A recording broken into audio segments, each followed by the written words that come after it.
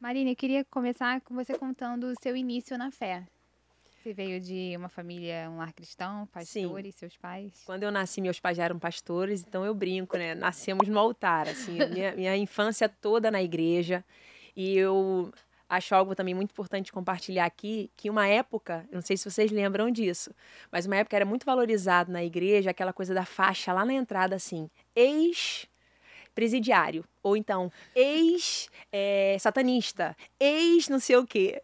E eu sempre tive uma vida na igreja, cresci na igreja, eu falava, gente, eu não tenho um testemunho, Não tem um ex alguma eu não tenho um coisa? ex alguma coisa. E cada vez mais eu paro para pensar como as pessoas, elas caíram nessa ideia de, não tem muita graça.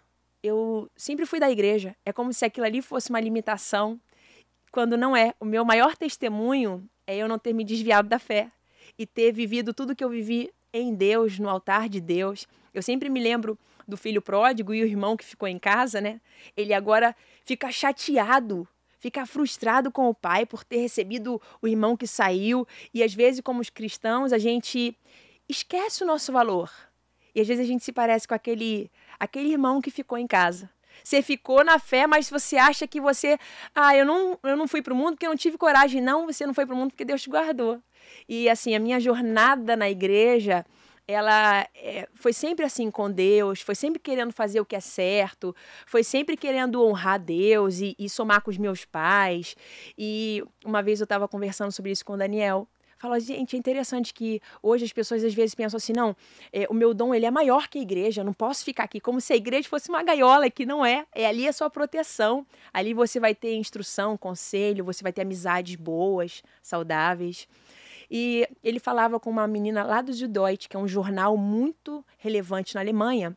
E ela foi perguntar para ele como se quisesse ridicularizar assim. Aí você falou aqui sobre ter se casado virgem, como é que é isso na atualidade? O que você tem a falar sobre isso? Ele foi conversando com ela. Imagina que vem um rapaz para você que te respeita, que te honra, que te admira, que não quer o seu corpo, mas quer construir uma história com você e quer construir uma família com você. Será que você se casaria com esse rapaz ou você ia falar que não, que é sem graça?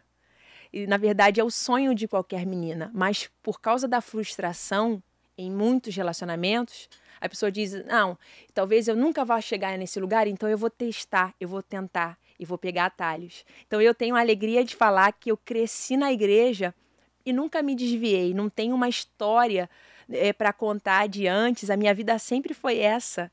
E eu quero inspirar todo mundo que está ouvindo isso, dizendo isso: olha, o seu dom pode ser poderoso, mas sirva ao Senhor com ele. Você vai muito mais longe. A gente tem que lembrar da Katy Perry, que era cristã, Beyoncé, que era cristã, Whitney Houston. Todas elas cresceram assim, na igreja, cantando para o Senhor. O que aconteceu no meio do caminho? Elas talvez acharam que não tinham uma história muito maneira para contar. Você já pensou nisso? Que às vezes a pessoa pensa que não tem muita graça. Eu sempre fui da igreja. Então tá, próxima pergunta. Não é assim? Não tem muita graça, na verdade. A maior graça é que eu pude construir a minha família, a minha casa em santidade, meu casamento, nós nos casamos virgens, a gente pôde construir os nossos filhos no altar de Deus e hoje é tudo que a gente quer para eles. Essa vida no altar sem ser um ex-nada. Mas você crescer sem ter se desviado não quer dizer que você não teve aqueles momentos de turbulência na sua vida enquanto Sabe, para mim, o cristã. que sempre foi muito interessante, eu sempre me critiquei, a minha própria fé. Eu sempre pensava assim: se um colega meu da escola vier e quiser confrontar a minha fé, porque tem coisas que você às vezes fala repetidamente. Você está repetindo o que alguém falou. Deus é bom, mas nem sempre você diz de coração: Deus é bom. E às vezes a pessoa está passando a primeira dificuldade, ela já não vai falar com tanta alegria que Deus é bom, porque ela só estava repetindo o que alguém falou, ou que ela ouviu na igreja, sabe essas questões assim? Então eu sempre chequei muito a raiz da minha fé, para eu entender isso. E se eu for confrontada por alguém do mundo? A minha alegria, ela não é passageira. Tá, e aí? E nos dias que você acorda que você não está muito legal, o que você tem a dizer sobre isso? Então, esses foram os meus altos e baixos. Eu sempre me auto-perguntei, e se eu fosse confrontado, o que eu diria? Qual é a minha verdade?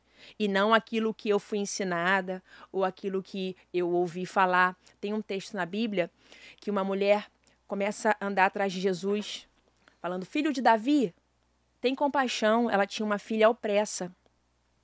E é interessante que quando ela cita filho de Davi, ela está citando um termo que os judeus usavam para se referir ao mestre, mas ela não fazia parte do povo. E o que eu aprendo? Ela está reproduzindo as palavras de alguém para falar com o mestre. E quantas vezes a gente canta canções, mas que nem sempre são a verdade do nosso coração. A gente está cantando porque alguém compôs e o Ministério de Louvor selecionou. E tudo que o Senhor quer é que aquilo se torne parte da nossa vida, que seja verdade para a gente. Quando eu disser, Senhor, eu confio no Senhor, que seja de verdade, ainda que seja clamando, Senhor, eu quero aprender a confiar. Mas eu não estou só reproduzindo o que alguém falou. Eu não estou cantando, eu não estou indo na correnteza. Não, a minha fé ela é verdadeira. Eu tenho uma história com Deus, ou não tenho. É só o calendário que está passando. Então, isso para mim era muito importante. Eu construir a minha própria jornada e não viver na sombra daquilo que meus pais viviam ou que eles ensinavam. Conhecer Deus por caminhar com Ele.